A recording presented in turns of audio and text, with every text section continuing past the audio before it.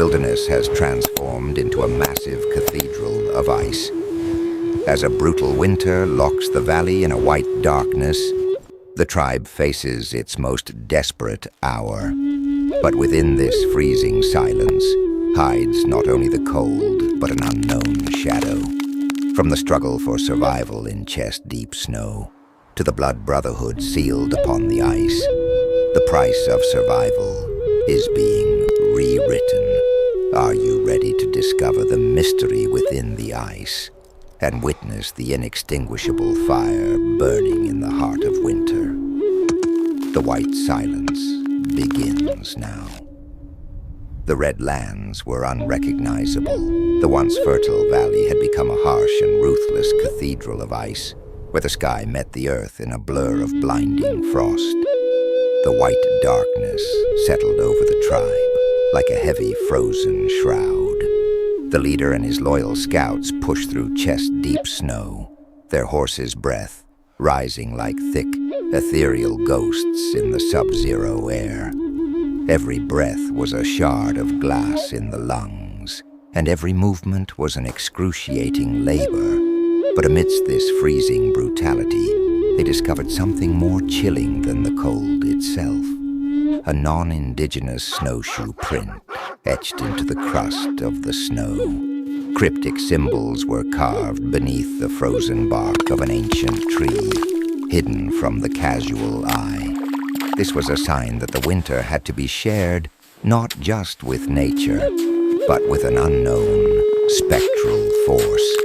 Forced to flee the gathering storm, the warriors took refuge in a cavern filled with jagged stalactites that hung like the teeth of a frozen beast. During fireless nights, they huddled together in thick bison furs, their beards crusted with frozen mist, their eyes scanning the dark for the slightest movement. At dawn, a ghost appeared on the bank of the steaming, half-frozen river. A mysterious figure clad in pure white furs emerged from the swirling mist, looking like a spirit of the frost. Instead of reaching for a weapon, he thrust a heavy spear deep into the snow and raised a white eagle feather high above his head. This was the universal winter peace code among the high tribes. These were the Snow People, the legendary and reclusive inhabitants of the highest peaks. On the thick, translucent ice of the river, the two leaders met. The tension was as deep and dangerous as the freezing water flowing beneath the ice. However, they eventually reached a pact of necessity, bleeding their fingers to stain the white wasteland crimson and seal a blood brotherhood. Knowledge was more precious than gold in this world of ice. The Snow People shared bone-carved goggles to prevent the agony of snow blindness, the secret of using bone runners to make sleds glide like wind, and most importantly, the location of a hidden geothermal hot spring where they could escape the icy hand of the frost. They were no longer two separate tribes. They were a single force united within the ice. The alliance transformed the desperate struggle for survival into a sacred, shared ritual. Together, they hunted massive fish through holes hammered into the river ice. They traded frozen meats for heavy, hand-woven wool blanket that could withstand the biting winds. In the warmth of the teepees, where the packed snow outside provided a natural layer of insulation, the tribe began to dream of a future they thought they had lost. They planted resilient winter seeds in clay pots, carefully nurturing them in the warmth of the fires, preparing for a spring they once feared would never come. The Snow People eventually faded back into the blinding blizzard, leaving behind a magnificent white wolfskin cloak for the leader as a token of their bond.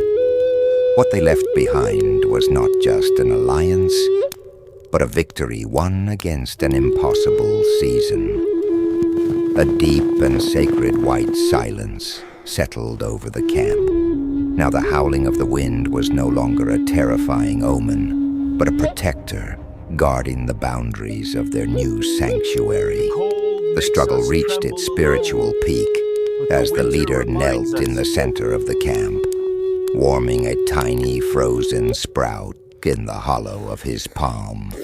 This was a defiant act of faith against the relentless frost, thawing the ice with the steady warmth of his fingers.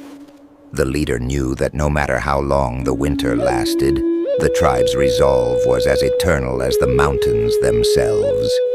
That small green sprout was the spirit of the tribe, a life sleeping under the snow, waiting but never dying. Dawn broke over a white infinity, and the tribe was building a new world within this cathedral of ice.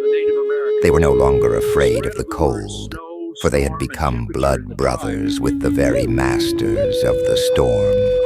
They had learned that even in the heart of the white darkness, a fire could be fanned into a flame if the hands that tended it were united. The history of the Redlands was now being written in white letters on a canvas of frost.